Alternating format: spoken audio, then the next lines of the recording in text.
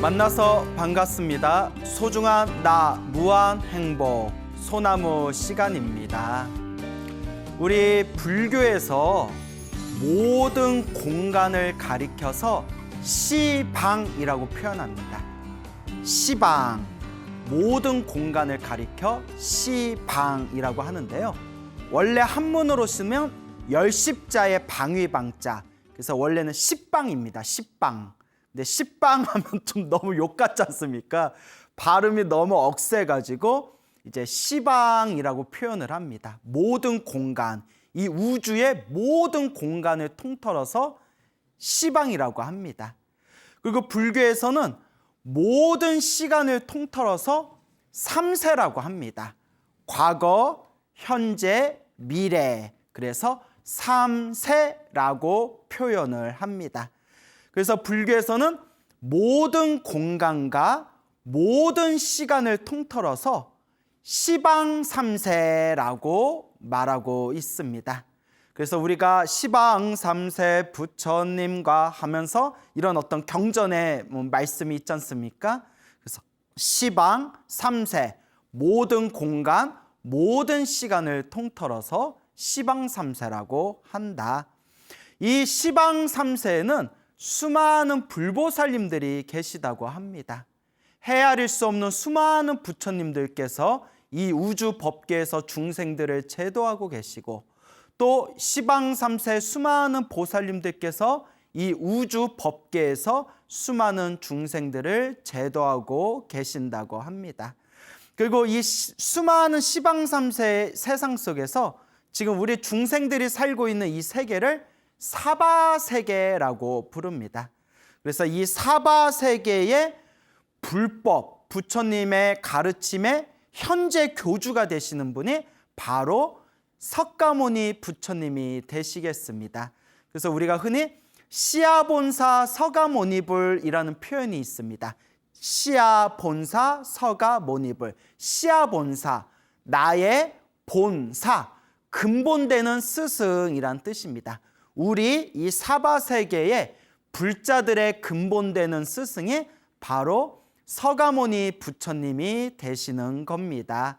그리고 이와 같이 이 사바세계에는 수많은 또 보살님들이 이 중생을 제도하기 위해서 활동하고 계시는데, 그래서 여러분들 다 알고 계시는 문수보살, 보현보살, 관세음보살, 지장보살, 미륵보살, 대세지보살, 수많은 보살님들이 계시지 않습니까?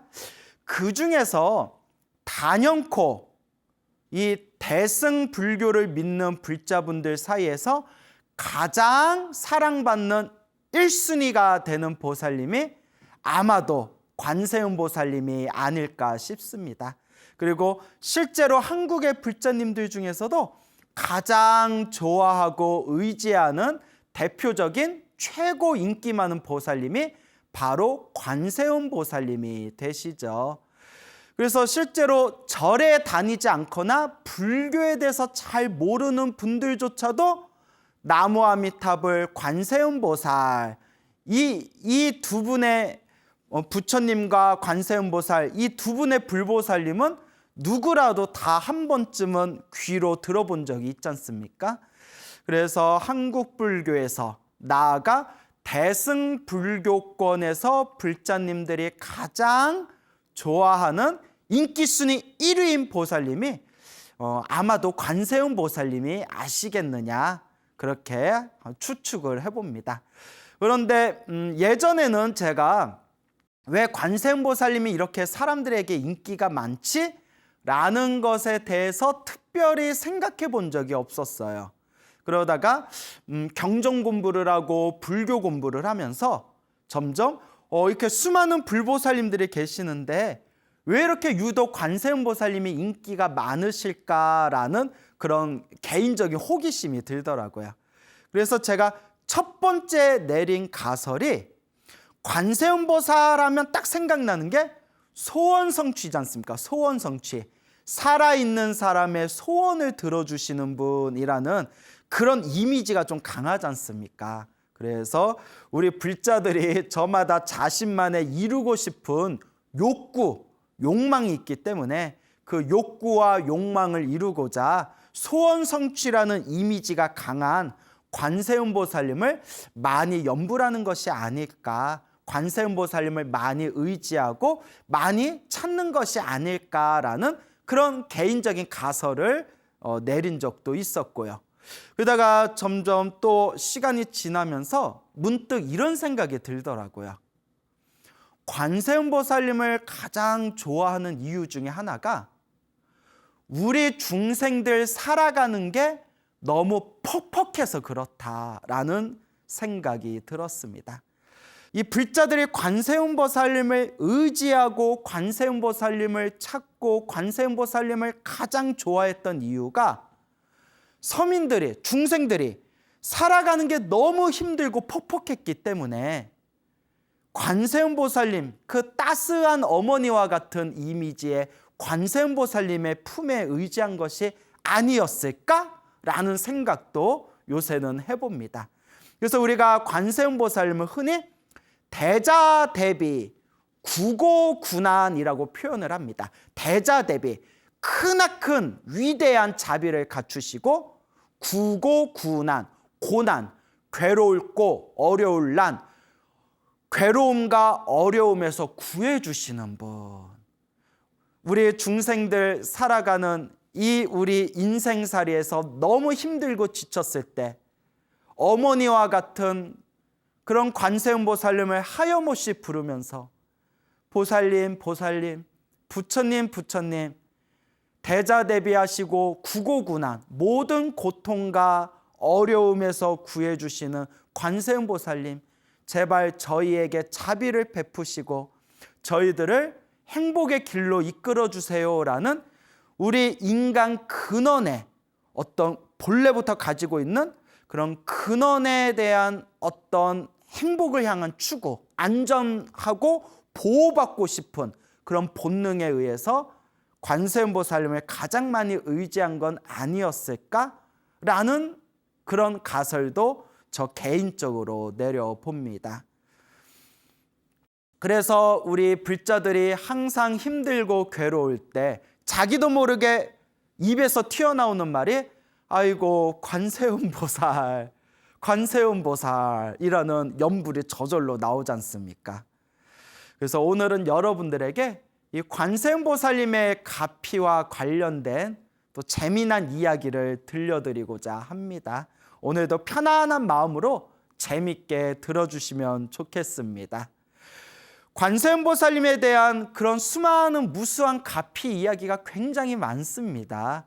그래서 제가 알고 있는 관세음보살 이야기도 참 많아서 이미 지금까지 소나무에서도 많이 썰을 풀었지만 아직도 풀 것이 잔뜩 있을 만큼 이 관세음보살님에 대한 그런 수많은 영험과 가피 이야기들이 있는데요. 오늘 또 그 중에 몇 가지를 말씀드릴까 합니다. 예전에 중국 송나라 시대 때 있었던 일입니다. 이 송나라 시대 때 어느 할머니가 계셨는데 할머니의 성씨가 차씨였다고 합니다. 차씨. 그래서 사람들이 이 할머니를 차씨노파라고 불렀다고 합니다. 우리말로 하면 차씨 할머니, 차할머니 정도가 되겠죠. 차할머니, 차씨입니다. 자, 그런데 이 할머니에게는 아들이 하나 있었는데 그만 그 나라에 큰 반란이 일어나가지고 아들이 이제 징집을 당하게 됩니다. 그래서 병사로 그 반란을 진압하는 전쟁에 참가하게 되는데 이제 자신의 사랑하는 아들을 전쟁터에 보냈으니까 요 차씨 할머니, 요 할머니가 얼마나 마음이 불안하고 또 마음이 쪼이고 얼마나 걱정근심이 얼마나 많았겠습니까? 그러니까 우리 불자들이 항상 불안하고 답답하고 힘들고 걱정될 때 항상 의지하는 것은 역시 기도뿐이 없지 않습니까? 그래서 매일매일 관세음보살님께 기도를 올렸다고 합니다. 관세음보살님, 관세음보살님, 제발 우리 아들 보호해 주세요. 관세음보살님, 관세음보살님, 제발 우리 아들 지켜주세요. 관세음보살님. 그래서 따로 집에 방 안에다가 따로 관세음보살님을 모셔놓고 불단을 차렸대요. 집에다 이렇게 불단을 차려놓고 매일매일 관세음보살님 불상 앞에 등을 켜고 환한 등을 켜고 관세음보살님께 이제 항상 닭이물을 올려놓고 매일매일 하염없이 간절히 정성스럽게 관세음보살을 염불했다고 합니다. 염불하고 관세음보살을 하염없이 불렀는데 어느 날 전쟁에 나간 아들이 이제 그 전투에서 패배해가지고 포로로 잡혔다고 합니다. 포로로 잡혀서 이제 포로로 끌려가가지고 강제 노역을 하면서 하루하루를 보냈다고 합니다. 그렇게 강제 노동을 당하면서 언제쯤 내가 여기서 빠져나갈 것인가 호심탐탐 이제 탈출할 그런 길만을 궁리하고 있었을 때 드디어 이제 자기가 포로로 잡힌 지 1년 정도가 지나서 비로소 탈출할 수 있는 좋은 기회를 얻게 됩니다. 그래서 간수들이 이렇게 신경 쓰지 못하는 그 틈을 타가지고 가까스로 이제 탈출을 하게 되었는데 이제 막상 그 적군의 그 진지에서 탈출을 해서 이제 낮에는 몰래 숲에서 숨어 있고 또 밤에는 하염없이 길을 걷는데 도대체 어디가 어딘지 동서남북 분간할 수가 없는 거예요. 그렇죠? 낮에는 적군들한테 다시 붙잡힐까 봐 숲에서 동굴에서 쥐죽은 듯이 숨어 있고 밤에는 시커멓고 깜깜한 이제 밤하늘 밑에서 몰래 도망을 가야 되니까 너무나 자기가 어느 길을 가야 될지 도저히 한 치 앞도 알 수 없는 그런 위급한 상황이었다고 합니다. 그래서 어렸을 때 항상 어머니가 절에 다니면서 관세음보살을 부르던 그때의 기억이 싹 떠오르면서 사람이 이제 다급하니까 하염없이 이제 이 아들이 관세음보살을 불렀다고 합니다. 관세음보살님, 저에게 길을 알려주십시오. 제발 저 좀 구해주십시오. 관세음보살님, 제발 저 좀 구해주십시오. 라고 하염없이 기도를 했다고 합니다. 그럴 때 멀리서 선명하게 불빛이 보이더랍니다. 불빛이. 7개의 불빛이 보이더래. 7개. 럭키 세븐이죠, 여러분. 7개의 불빛이 선명하게 보이길래 저기에 사람들이 사는 인가가 있나 보다, 마을이 있나 보다. 일단 저쪽을 향해서 한번 가봐야겠다. 그래서 그 불빛을 향해서 하염없이 걸었다고 합니다. 풀뿌리를 씹어가면서 지친 몸을 이끌고 낮에는 숨어 있다가 밤에는 하염없이 그 7개의 불빛이 보이는 곳을 향해서 몇 날 며칠을 걸었는데도 끝이 나오질 않더래요. 하염없이 걸었는데도 그 7개의 불빛이 보이는 그 마을에 도달할 수가 없었다고 합니다. 그래서 아들이 내가 헛것이 보이나, 그래서 아무리 눈을 이렇게 비벼봐도 저 시커멓고 컴컴한 이 밤에 멀리서 선명하게 7개의 불빛이 보이는 거예요. 헛것은 아닌데 왜 이렇게 걸어도 그렇게 거리가 크게 먼 것 같지가 않은데 왜 걸어도 왜 끝이 나오질 않을까? 왜 저 마을이 나오질 않을까? 하지만 다른 곳을 갈 수가 없고 어느 길이 어느 길인지 한 치 앞도 알 수 없는 상태였기 때문에 그저 그 7개의 불빛만을 의지하면서 그쪽을 향해 한 걸음 비틀비틀 한 걸음 나아갔다고 합니다. 걷다가 보니까 몇 날 며칠이 지나고 난 뒤에 주변을 봤더니 너무나 길이 익숙한 거예요. 하면서 생각해 봤더니 자기 집 가는 거야. 자기 집에 가는 길이었던 겁니다. 여기 우리 집 가는 길인데 내가 제대로 찾아왔나? 그러면서 너무나 기쁜 마음에 후다다다다다다닥 집으로 달려가면서 어머니 하고 집에 들어가면서 외치니까 문이 벌컥 열리면서 우리 이 차씨 할머니, 이 아들의 어머니이신 차씨 할머니가 맨발로 뛰쳐나오면서 아들아 돌아왔냐? 네가 지금 지금 이렇게 살아서 지금 내 품으로 돌아온 것이냐라고 눈물을 펑펑 쏟은 거예요. 그래서 할머니가 아들아, 네가 이렇게 무사히 돌아올 수 있던 것은 관세음보살님의 가피였던 것 같다. 내가 너를 전쟁터로 보내고 나서 밤잠도 제대로 자지 못하고 매일매일 하염없이 관세음보살님께 우리 아들 지켜주세요, 우리 아들 지켜주세요 염불을 하였단다. 내가 요 방에다가 관세음보살님의 불단을 모셔놨으니 어서 가서 관세음보살님께 감사하다고 인사드려라. 그래서 아들이 예 어머니 인사드려야죠 하고 방에 딱 들어가서 관세음보살님한테 딱 인사하려는데 깜짝 놀란 거예요. 이미 소나무를 많이 보신 불자님들은 벌써 눈치 다 채셨죠? 이런 영험담이 다 패턴이 있어요. 비슷비슷한 패턴이 있습니다. 아마 딱 눈치 채셨을 거예요. 그 밤에 보였던 그 7개의 선명한 불빛, 그 정체가 바로 어머니가 불단에 올려놨던 7개의 등이었다고 합니다. 어머니가 항상 관세음보살님께 기도하면서 우리 아들의 앞날을 비춰주세요라는 마음으로 7개의 등을 올려놓고 항상 관세음보살님께 기도를 올렸는데 아들이 탈출해서 시커먼 깜깜한 한밤중에 길을 잃었을 때 자신을 집으로 인도해 줬던 그 7개의 불빛이 바로 어머니가 올렸던 7개의 등이었구나 라는 것을 알고 그 자리에서 아들은 하염없이 감사의 눈물을 흘리면서 평생 염불하며 부처님의 은혜를 갚는 마음으로 살아갔다고 합니다. 어떻게 보면 전설의 고향이나 들을 수 있는 그런 내용이지만 우리가 관세음보살님에 대한 대자대비한 마음을 비추어 보면서 우리가 이 이야기를 곧씻고 되새겨 본다면 아마 많은 불자님들에게 충분히 믿음을 줄 수 있는 그런 아름다운 이야기가 되지 않을까 싶습니다.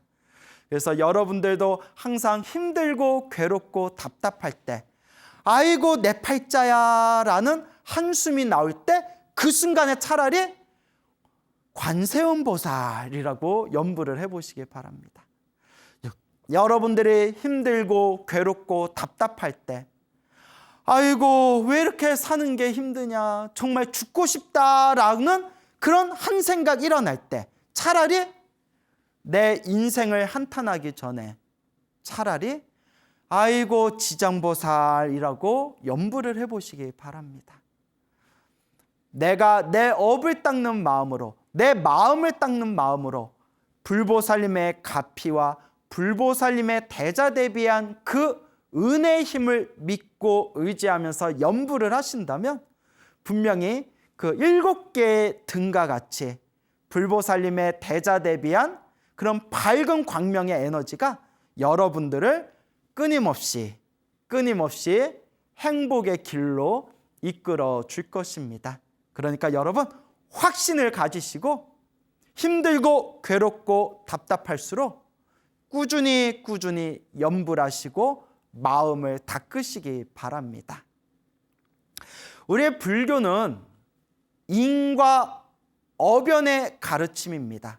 인과, 내가 뿌린 씨앗대로 내가 그 결과를 얻고, 어변, 우리 앞에 펼쳐진 모든 행복과 불행, 내 앞에 펼쳐진 모든 좋은 일과 모든 나쁜 일들이 어변입니다. 내가 지은 업의 인연법입니다. 그래서 인과 어변이라고 부르고, 또 내가 지은 업은 반드시 내가 받아야 되기 때문에 인과 업보라고도 부릅니다. 불교는 인연법입니다. 내가 지은 인연대로 모든 현상들이 펼쳐지고 있습니다. 내가 만든 그 인연들이 행복과 불행을 일으키고 있습니다. 그래서 불교는 정말 제대로 공부하고 정말 제대로 공부하면 이 불교는 절대 남 탓을 할 수가 없습니다.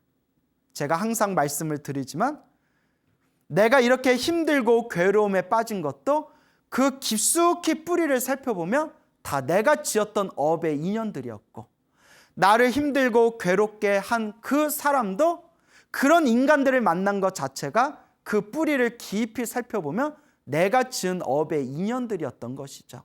그래서 부처님께서는 항상 우리들에게 부처님께서 늘 말씀하시기를 좋은 인연을 지어야 된다. 좋은 인연을 심어야 된다.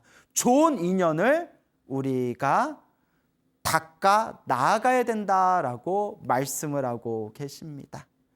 그래서 이 인연법에 대한 또 무서운 그런 인과 업보에 대한 이야기를 또 들려드릴까 합니다. 중국 명나라 시대 때 일입니다. 명나라 시대 때 어느 관리가 있었습니다.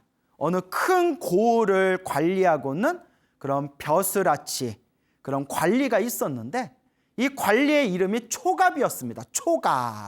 초갑이었습니다. 근데 이 초갑이라는 관리가 있었는데요.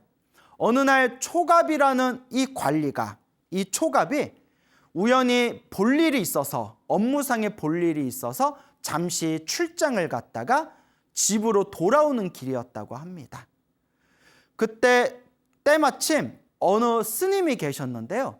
이 스님께서는 관세음보살님을 모시는 절을 짓기 위해서 오랫동안 전국을 다니면서 신도들에게 화주를 받아 절을 지을 수 있는 관세음보살님을 모실 수 있는 금 600냥을 이제 시주받았다고 합니다.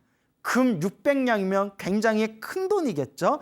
지금 시가로 뭐 얼마인지는 모르겠지만 금 600냥을 이제 모아서 이제 당신이 있는 절에 돌아가서 관세음보살님을 모시는 그런 관음도량 큰 이제 절을 짓기 위해 이제 만반의 준비를 마치고 당신이 본래 있던 절로 돌아가려고 하는데 절로 가기 위해서는 이제 강을 건너기 위해서 배를 타야 됐습니다.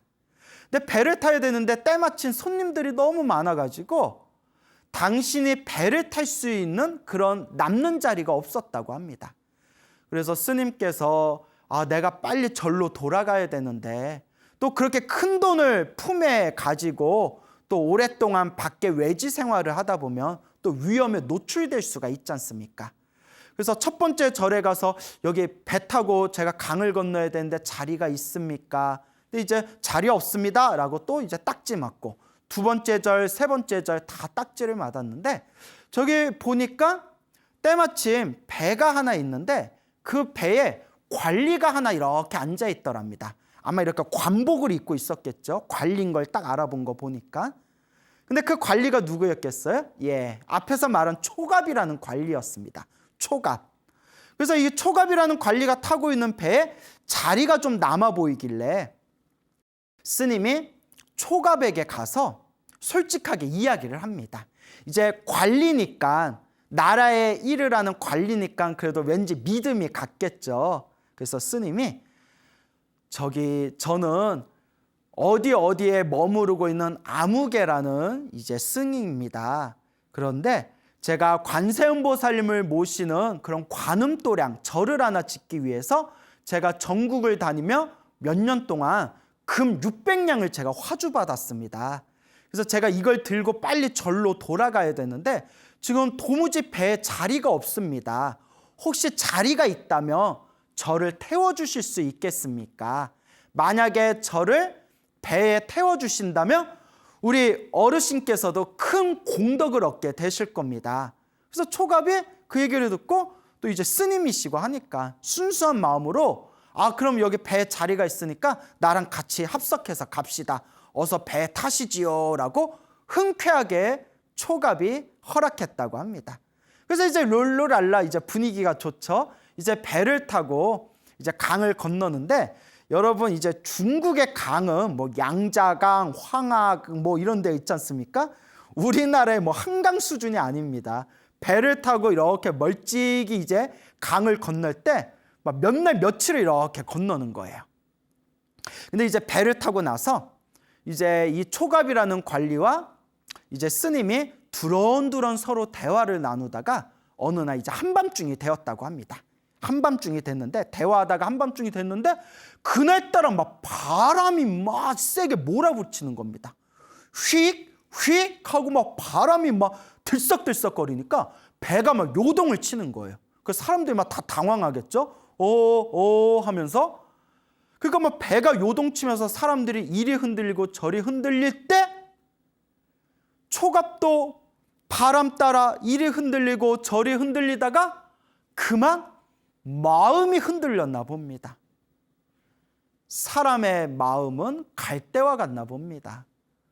갑자기 거센 바람에 몸이 이리 들썩 저리 들썩 흔들리다 보니까 요 초갑이라는 관리의 마음도 흔들리기 시작합니다. 그리고 못된 마음이 생깁니다. 어차피 지금 바람이 불어서 지금 사람들이 다 경황이 없고 우리를 보고 있는 사람들도 없는데 이 스님만 없으면 저 금 600냥이 내 돈이 되는 거 아니냐, 이런 못된 생각을 일으키게 됩니다. 나쁜 놈이죠. 나쁜 놈. 그리고 그 바람에 들썩거리는 순간 초갑이 스님을 그 큰 강에다 밀어버립니다. 으차 하고 이제 밀어버려요. 그래서 스님은 물속에 꼬르륵 떨어집니다. 그리고 그 금 600냥을 초갑이 자신의 품에다가, 자기가 가지고 있는 자루에다가 몰래 숨겨두게 됩니다. 이른바 완전 범죄죠. 아무도 본 사람이 없어요. 사람들이 스님 어디 갔습니까?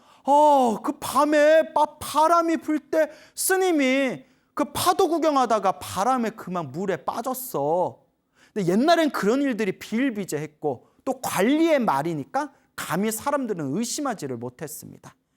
그렇게 금 600냥을 쥐어지고 그 신도들의 돈, 정성 한 푼 한 푼이 모인 그 부처님의 도량을 불사하기 위해서 받은 그 돈을 몰래 가지고 집에 와서 초갑은 그 돈으로 사리사욕, 자신의 욕망을 위해서 사용하게 됩니다. 그런데 몇 달이 지난 뒤에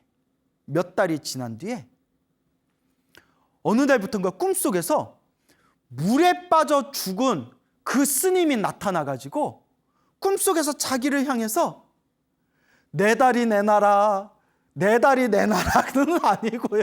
이건 전설의 고향이죠. 예?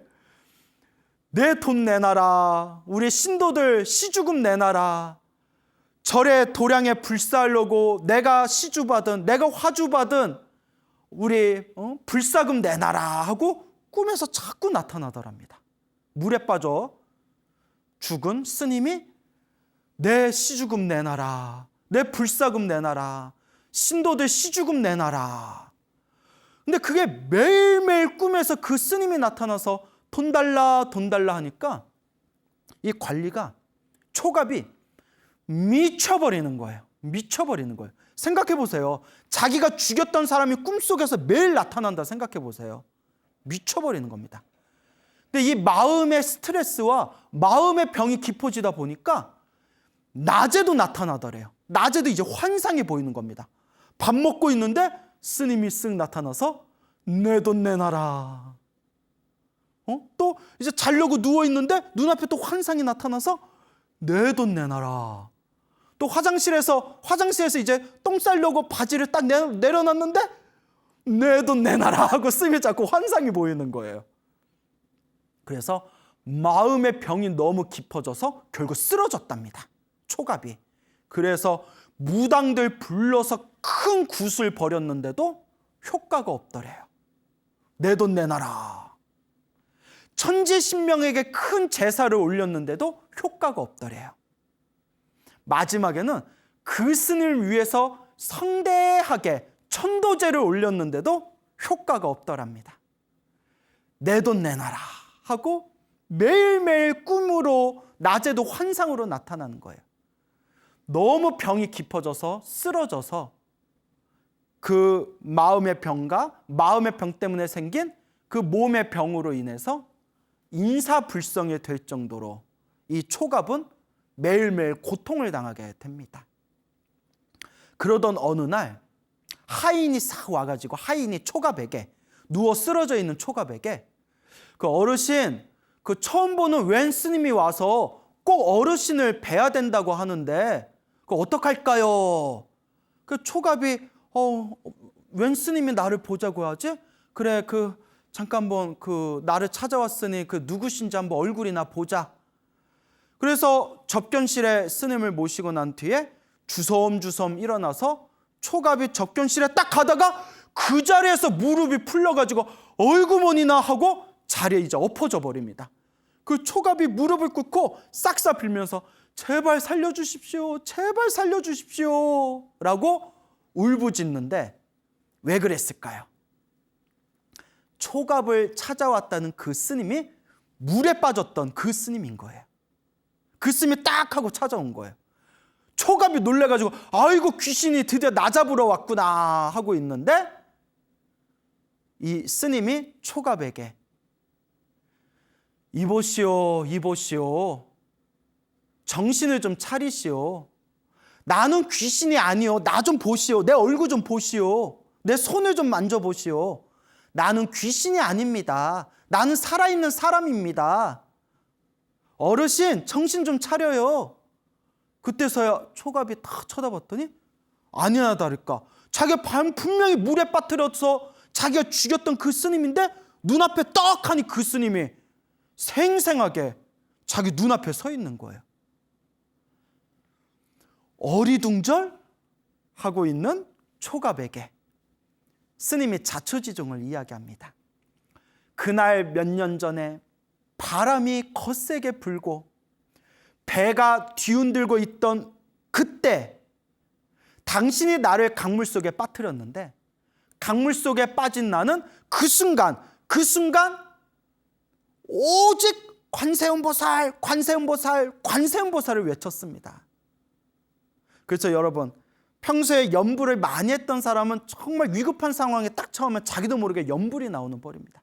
물에 다 빠졌을 때 그 스님이 의지할 수 있는 건 무엇밖에 없었을까요? 관세음보살이었습니다.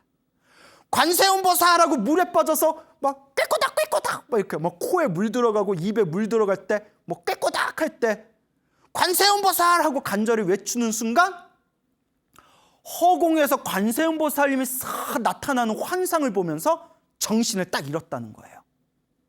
허공에서 관세음보살이 짜라라 나타나는 현상을 보면서 싹 정신을 잃었는데 물에 빠져 죽은 줄 알았던 자기가 정신을 깨어봤더니 강가의 갈대밭에 쓰러져 가지고 가까스로 목숨을 살았던 겁니다.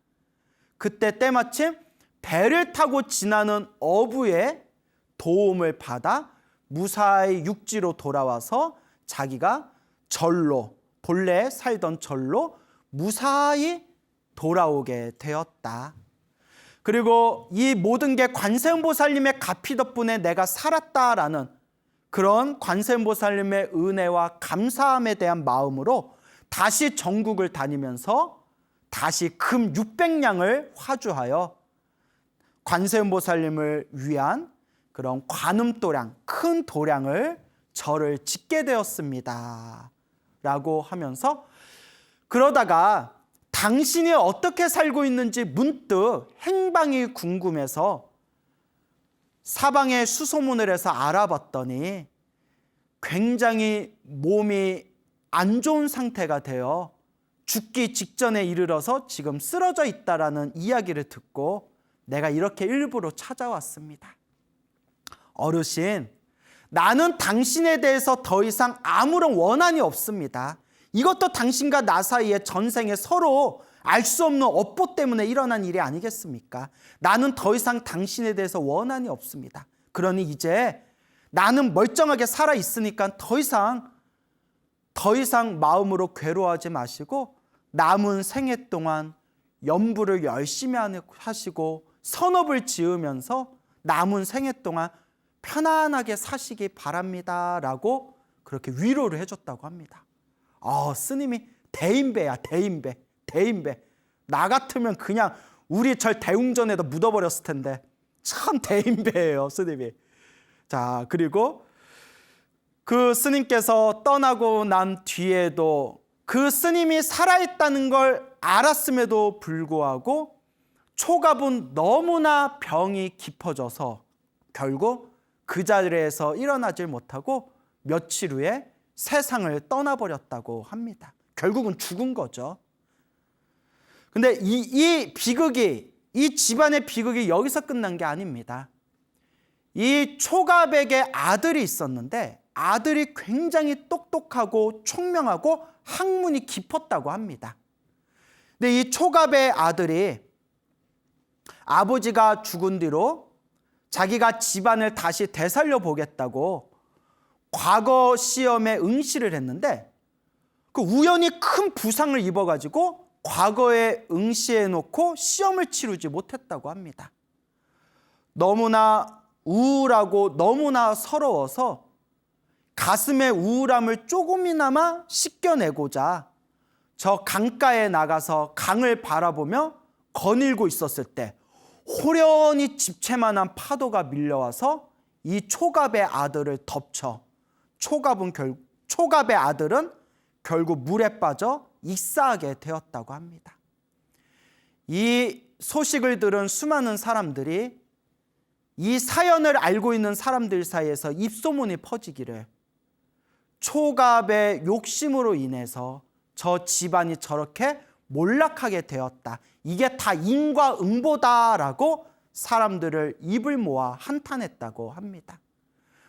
멀리서 관세음보살님의 도량을 불사하고 있었던 그 금 600냥의 주인이었던 그 스님이 나중에 멀리서 이 초갑의 아들이 그렇게 불우하게 죽었다라는 이야기를 듣고는 스님께서 너무나 슬퍼하면서 안타까워 하셨다고 합니다. 이와 같이 자신이 지은 업은 굉장히 무섭습니다. 수많은 사람들은 이번 한 생만 보고 인과업보를 못 믿겠다라는 말씀을 하십니다. 하지만 여러분, 우리가 받는 업보는 이번 생에 시작하고 이번 생에 끝나는 게 아닙니다.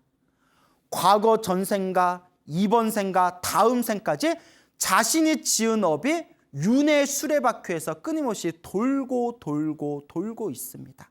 설사 이번 생에 나쁜 짓을 해서 이번 생에 무사히 그 불행을 피했다 하더라도 반드시 다음 생에 받게 됩니다. 불교에서 말하는 인과업연은 정확합니다. 그러니 우리 불자 여러분, 이 거대한 인연법의 흐름 속에서 항상 기도하시고 염불하시고 항상 복을 지으시고 항상 선업을 지으시고 항상 이 마음을 잘 쓰는 그런 불자의 삶을 살아가시기 바랍니다. 여러분, 행복해지고 싶습니까? 행복한 삶을 창조하고 싶습니까? 복을 지으십시오. 선업을 지으십시오. 공덕을 쌓으십시오. 복과 선업과 공덕의 힘이 여러분들을 진정한 행복의 길로 이끌어 줄 것입니다. 여기서 마치겠습니다. 여러분 성불하십시오.